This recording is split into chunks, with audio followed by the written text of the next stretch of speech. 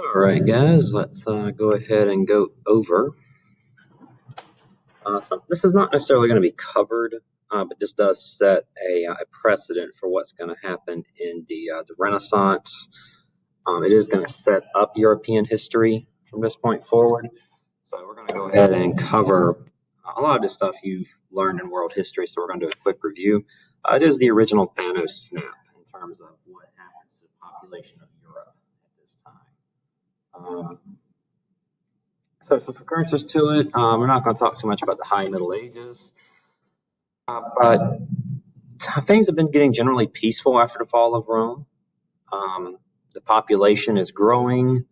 The weather had generally been pretty good, but there is an overpopulation in terms of there's more people than we have the knowledge, ability, and technology to farm food from the land for. So we are seeing a pending problem here.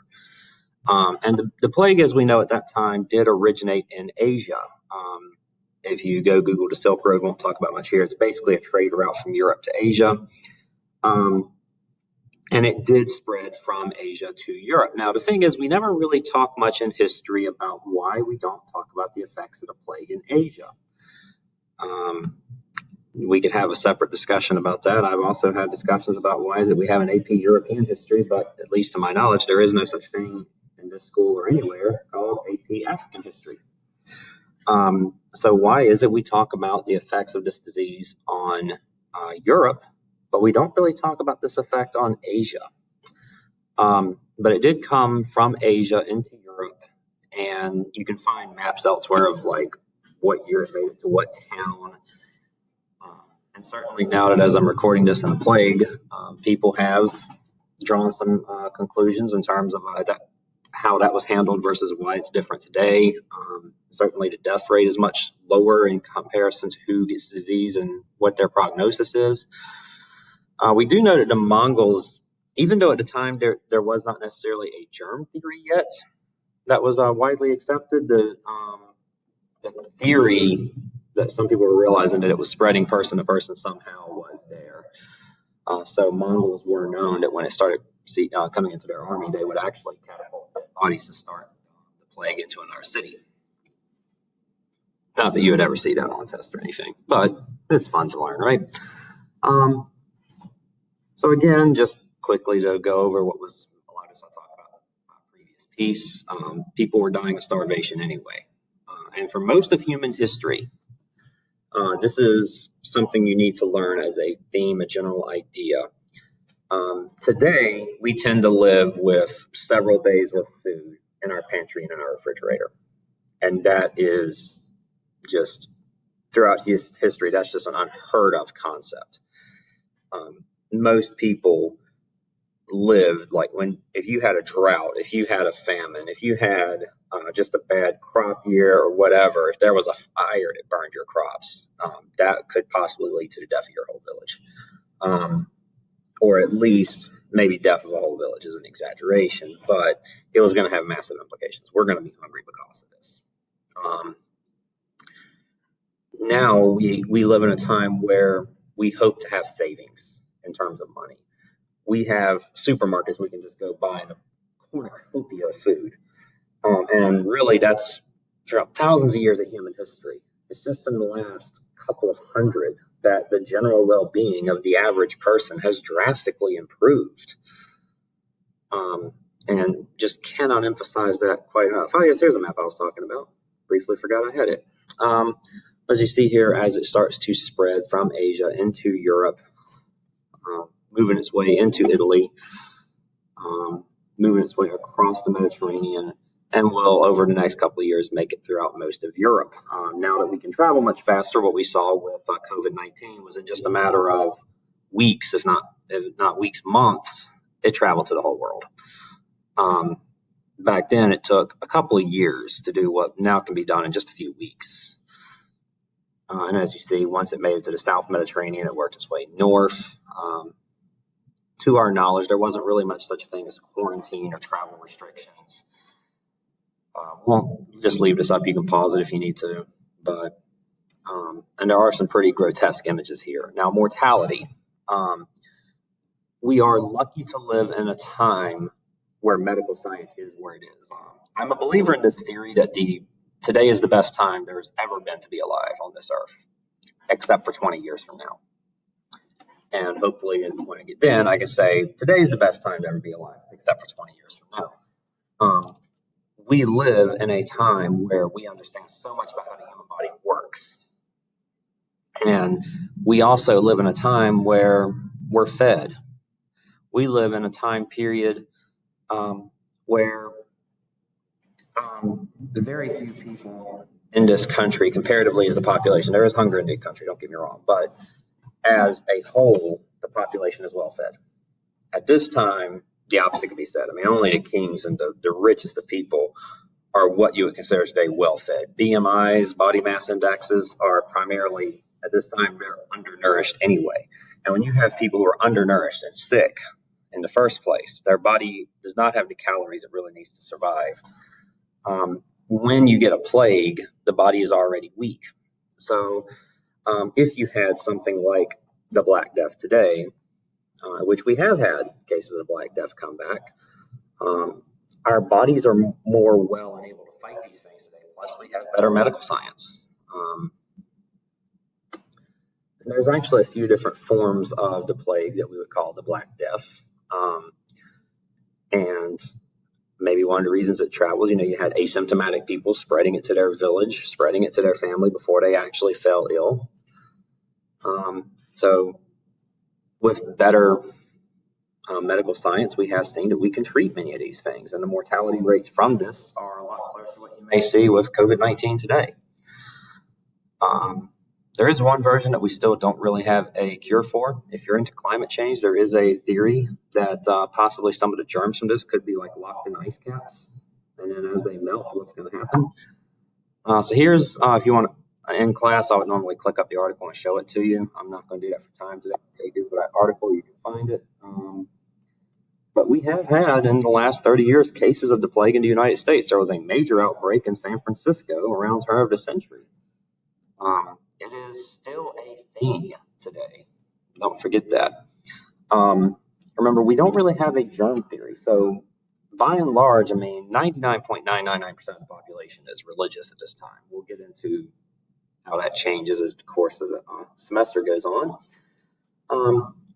And people would handle the dead bodies. There was no there was no sanitation. There was no idea among many that handling this person could get you sick, we think. Some people thought it might be a punishment from God. And we will certainly get into those theories as time goes on. And most of the excuse me, something caught in the throat. Most of the doctors at that time were just guessing. And most of their ideas go back to the ancient Greeks. We'll talk about the good old days in this semester. When were the good old days? I know one fact about the good old days: they were never today. The Greeks had this theory that any sickness was caused by an imbalance in the body, and you had to get the bad germs or whatever, not germs, but you had to get the bad out of your body somehow, whatever was imbalanced. And usually that meant like draining your blood, possibly taking some sort of laxative to try to clean out your bowels. Most of these things, of which, of course, today we know, taking blood out of your body or laxatives can dehydrate you. We were actually making it worse. So maybe we didn't call it germ theory at the time, but we do see people wearing gloves, wearing masks when they try to handle. Although the basic idea of germ theory being how illnesses are spread is pretty new in terms of history. Around the turn of the 20th century, 1880s, 1890s, early 1900s is when it really took off. So I'll just leave that, but you can pause this if you want to leave it up. Luck, superstitions, leeches. Most of these things, of course, do nothing. Smoking tobacco. There was definitely a theory when we get to the New World that it was helpful to do this. Now, there sometimes always comes up the economy. Like right now, as I record this, the president And to some extent, those in Congress are really concerned about the economy. They're saying we got to reopen. We can't just be closed. Our economy's not built for this. We got to reopen. Businesses need to be making money. And certainly that was a factor here. Now, one thing is those who had skills, they're also dying, and those who survived the plague can possibly make more money. It's a dark thing, but for those who survived the plague, they actually come out better off in financial terms. General wellness, I mean, losing so many people in your community, that's of course not as well off. We would also see a thing with this in this time period. Major moral decisions had to be made. Some people ran to the countryside to try to wait out the plague and try to stay away from the plague. Let's say one of your loved ones falls ill. Do you risk being in contact with them to take care of them, to try to comfort them as they possibly die? Do you try to stay away from them, let your loved ones die cold and alone? Major moral decisions have to be made in these times. And that's getting off the track of the slide. But for those who survive, the land is more, it's a little bit like what Thanos was saying. We were overextending our resources. And when we lost a lot of population, resources, and the population effect of this is going to last, the population is not going to recover until like the 1600s. The land was able to sustain those who survived. And so here you see that population trend. It's not until 1500s to around 1600. So I was a little bit off, but the population drops and it's an effect seen for a couple hundred years. And it actually does work out that there are now more resources for those left. Not that I would ever encourage that as a reason to support a plague, but it also made it so that serfs were more in demand. There was a time when you were basically stuck on the land you were in.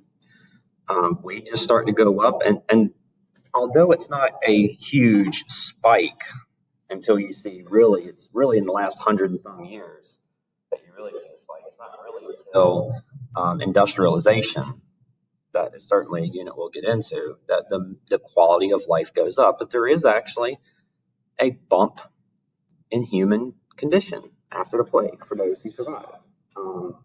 This chart's obviously a little bit unfair. It accounts for people who are alive and making money. Those who died, certainly their lives were worse.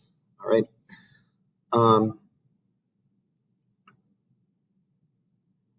So we won't talk too much about the responses here.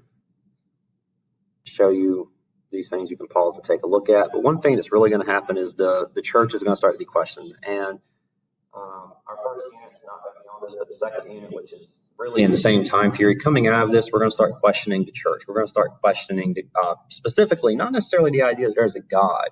That will come later. Once we get into the Enlightenment, we will start to question, is there a God anyway? At this time, we are questioning, does the Catholic Church have God right?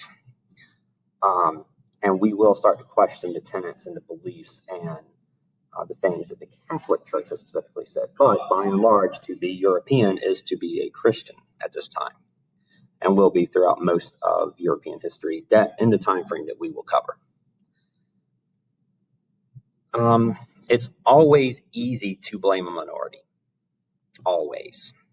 This is an idea that has never disappeared in history. Blame minorities for whatever problems happen. The idea of the Nazis blaming Jews for problems, it was not new. That was an idea that goes back, honestly, into biblical times. But Jews have consistently in Europe been someone to blame easily for when there was a problem. It changes art. It changes music. Our lives are starting to be seeing more dark themes.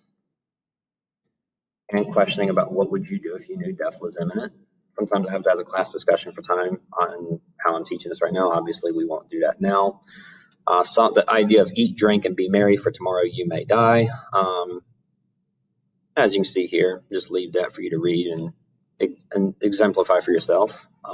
Maybe somebody would not necessarily cheat on their wife or do drugs or whatever the case may be, but if they knew they were going to die, would they try to just live in the way they wanted to? But the idea of eat, drink, and be merry, merry isn't happy, not married. Make sure I'm enunciating correctly. Eat, drink, and be merry, for tomorrow you may die. Music changed. The little nursery rhyme, you've probably heard about this. Ring around a rosy, pocket full of posies. And cremating, that's how most of our loved ones have been handled. So in history, it was a common way to deal with the deaf, or with the dead rather. And that will bring us to, I'll record this at another time. Thank you for watching.